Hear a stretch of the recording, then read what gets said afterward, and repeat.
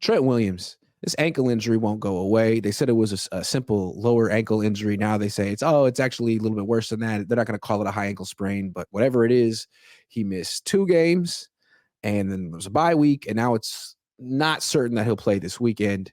Can the Niners win without Trent Williams and Aaron Banks? They're I two don't best know that offensive linemen. Yeah, I mean, can they? Sure. I wouldn't pick them. I wouldn't pick Yeah. them. Also don't understand how, and I said this a couple days ago on a show, but I don't understand how the 49ers are favored in this game. I don't. I am picking the 49ers to win, but you got one team coming off of 3 straight losses. You've got another team coming off of 5 straight wins. The 5 straight win team is also coming off of a bye, and they're at home. How are the 49ers favored? I mean, it just doesn't seem like a recipe for the 49ers to be favorites. That being said, if Trent Williams is out, I've got to imagine that slides the line back to even at best. I wouldn't pick the 49ers if Trent Williams is out. In the offseason, when we talked about why the Niners absolutely shouldn't start Colton McKivitz at right tackle, one of the points we mentioned was, okay, so maybe they can get by with Trent Williams and Colton McKivitz as your tackles. God forbid Trent Williams goes down. Because then all of a sudden, it's not Colton McKivitz replacing him at left tackle. It's someone else. And can you really win with Jalen Moore and Colton McKivitz as your tackles? And I think the answer is no against most teams. That's true. And we saw this coming, and Trent Williams misses games every year, and they're in that portion of the year. And now it's like, man, I don't know that you can beat Jacksonville without Trent Williams. And the thing about Trent Williams, I feel like a lot of times offensive linemen are the kind of players who are supposed to be able to play through lots of injuries. They're the guys who just, they're supposed to be the guys who put some tape on it, put some dirt on it, and play. But Trent Williams isn't really like that. I mean, I know he's played injured sometimes, but what makes him special isn't his size or his power, it's his agility and speed. And if he's got a messed up ankle, like, how good is he? And I don't know. It seems like the Niners are sort of waiting for him to be 100%. Trent Williams has missed at least 2 games in 8 straight seasons. And I remember a couple years ago when they were trying, he was either going to go to the Chiefs or he was going to come back to the Niners, and that whole thing was back and forth. I was big on letting Trent go and trying to sign 2 offensive linemen for the price of him, a starting center and then a starting left tackle.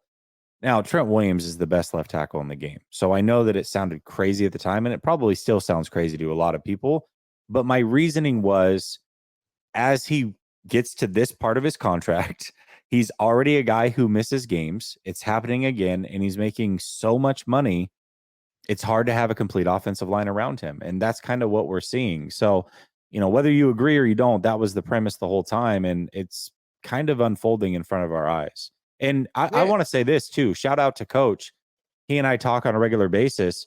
He said the week after Trent Williams got injured, he's like, if it's the same ankle, and we neither of us really looked into it. We probably should have. If it's the same ankle, let's not forget he had an ankle injury 2 years ago when they were making the run in the playoffs, and he had to have surgery after the season. And he talked about how long that lingered for. That's a good point. Well, that seems to be the case here because Shanahan referenced that surgery or that ankle injury and said, hey, it's worse than a regular ankle sprain, not because it's a high ankle sprain, but because there's damage that's already in there and now it's taking longer to heal. This may be one of those things that doesn't heal at all throughout the season, and he's just got to deal with it. It comes down to pain tolerance. Maybe they don't practice him and he just plays in the games. I'm not sure, but this does seem like something that even if he plays this week, may linger throughout the season. That's terrible. Oh my God. That to me, what you're telling me is this could derail the whole season because an offensive line of Jalen Moore, John Feliciano, Jake Brendel, Spencer Burford, and Colton McKivitz, that's a minor league offensive line. That's a backup offensive line. Straight up backup offensive line.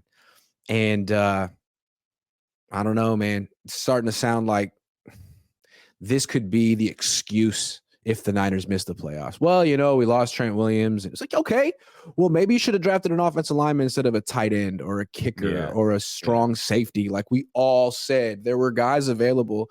And you were like, no, we really like Jalen Moore. The problem is they don't fit Kyle's scheme. He wants a certain type of lineman, and the best one that was there that ended up being good was not his Well, you know what? lineman. Kyle? You got offensive linemen who fit your scheme. So go beat the Jaguars. I don't want to hear it then. No excuses. This is the guys who fit your scheme. These are the offensive linemen you want. There were no offensive linemen in this draft that who suited you. So suit yourself. Win. Yeah. I mean, the problem is, and I don't necessarily want to fully speculate. I don't know, but let's say that Trent is at 80% the rest of the year. Even Trent at 80%, we've seen him compromised in the Browns game. We've seen him compromised down the stretch of the 2021 playoffs.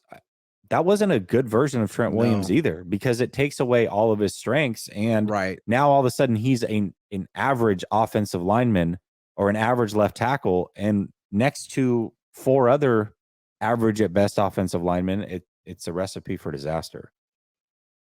No question. Absolutely. It's going to be interesting to see what the Niners do here. And I think it was pretty predictable to think that if there was one person the Niners could not afford to lose this year, it was the left tackle. But it was also predictable that he was going to miss games. Yeah. And now, I mean, it's been a couple of games every year, but now he's 35. Mm-hmm. And now it's like to Coach's point, it's an injury he's had before. It's lingering. It's worse than they thought. This is really bad news. Although he might be practicing tomorrow. Yeah, I don't think he will be, but we'll see. The main threat says we do this sky is falling dance around the same time every year. Need to stop being negative Nancy's and relax. That is true. But I want to say this, the main threat, and I agree with you. The question is not, can the 49ers recover? Because the answer is yes. We've seen it twice before. But at what cost?